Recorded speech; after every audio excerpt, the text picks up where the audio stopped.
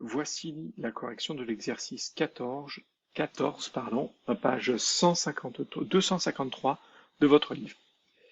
À l'aide de la loi de Snell-Descartes, qui nous est donnée, n1 fois sinus i1 égale n2 fois sinus i2, relative à la réfraction, donc calculer l'angle de réfraction I2, donc on me demande de calculer I2, pour un angle d'incidence I1 est égal à 25 degrés, et des angles et des indices de réfraction N1 égale à 1,00.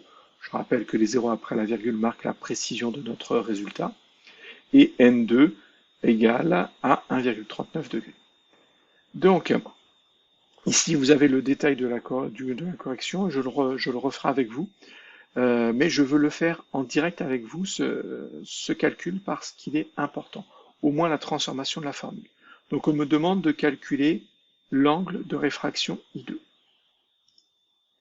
Donc, la première des choses, c'est de réécrire la loi de Snell-Descartes, qui nous dit que N1 fois sinus I1 est égal à N2 fois sinus I2. Je cherche à calculer quoi? On me demande de calculer I2. Donc je mets un point d'interrogation dessus. Ça veut dire que je vais devoir transformer la formule pour avoir I2 égale et tout le reste, toutes les autres grandeurs de l'autre côté. Et pour pouvoir calculer ça, il faut que je connaisse N2, I1 et N1. Et si on revient sur l'énoncé, donc N2, I1 et N1, est-ce que ces valeurs sont connues? Donc I1, N1 et N2 sont bien connus. Donc le but de cet exercice est s'entraîner à transformer la formule. Voilà pourquoi je le fais en direct face à vous. Donc je vous rappelle que je veux I2 égale. Donc la première des choses, on va y aller doucement, étape par étape. La première des choses, vu que le I2 est à droite, mais je vais le passer à gauche, en réécrivant ma formule dans l'autre sens. C'est-à-dire N2 fois sinus I2 est égal à N1 fois sinus I1. Qu'est-ce que j'ai fait ici? Eh bien, si j'avais 2 plus 3 égale 5, j'ai simplement écrit que 5 est égal à 2 plus 3. J'ai simplement retourné ce qu'il y avait à gauche, je l'ai écrit à droite, et vice-versa. Maintenant, je veux I2 tout seul. Donc, il ne faut pas oublier que le sinus est une opération de la calculatrice. D'accord? Donc, pour l'instant, je n'y touche pas. Par contre, le N2, qui est multiplié par sinus I2, je vais l'envoyer de l'autre côté. Et je vais l'envoyer de l'autre côté, donc je vais vous donner une autre astuce. D'habitude, on utilise le 6-3-2, mais là, ça ne reflète pas. Ça ne reflète pas le... ça ne reflète pas le... Pardon. Ça ne reflète pas la formule, le 6-3-2. Donc, il va falloir utiliser autre chose.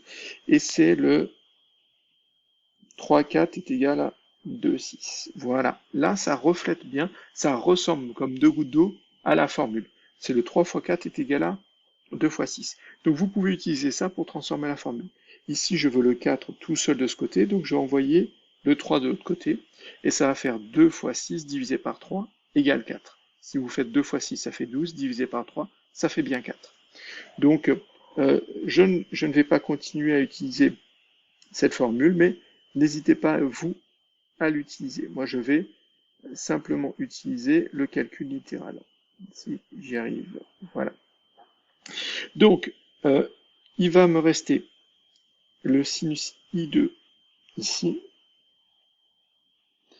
N1 sinus I1 de ce côté, et le multiplié par N2 s'est transformé en divisé par N2. D'accord? Encore une fois, le 3 fois 4 est égal à 6 fois 2 vous permet de retrouver ça. Arrivé ici, il faut que j'envoie le sinus de l'autre côté. Je ne veux pas sinus I2, je veux I2 égal. Donc je veux bien I2 égale quelque chose. Et il y a le sinus qui m'embête. Comment je vais faire? Eh bien, je regarde ma calculatrice. Parce que c'est marqué juste au-dessus. Juste au-dessus de la touche sinus de la calculatrice, il y a marqué A sin ou alors sin moins 1 suivant les calculatrices. Donc je vais l'écrire de... Et ça veut dire quoi? Ça veut dire que c'est l'opération inverse de sinus. Donc, autant un multiplié se transforme en divisé quand on change de sens, autant un plus se transforme en moins quand ça passe de l'autre côté de l'équation, et bien un sinus va se transformer dans son opération inverse, qui est sinus moins 1, ou parfois aussi appelé arcsinus. Ça dépend des calculatrices. Mais je m'en moque, c'est une touche de la calculatrice. C'est une opération, sin moins 1, que seule la calculatrice peut faire. Et c'est tout. Donc ça va être sinus moins 1 ou arcsinus de n1 fois sinus i1 sur n2. Je n'ai plus qu'à taper ça. Alors, arrivé ici, donc j'ai bien i2 égale quelque chose. La formule n'a pas l'air très jolie. Mais ça, c'est une touche de la calculatrice. Ça, c'est une touche de la calculatrice. Je n'ai plus qu'à remplacer n1, i1 et n2 par leur valeur, les taper à la calculatrice, m'assurer que la calculatrice est bien réglée en degrés pour les angles, et j'obtiendrai le bon résultat. Le bon résultat, il est là. Donc là, j'ai mis arcsinus. C'est arcsinus de n1, il vaut 1,00, multiplié par sinus de 25. 25, c'était i1, et divisé par 1,39. Et c'était n2 qui valait 1,39.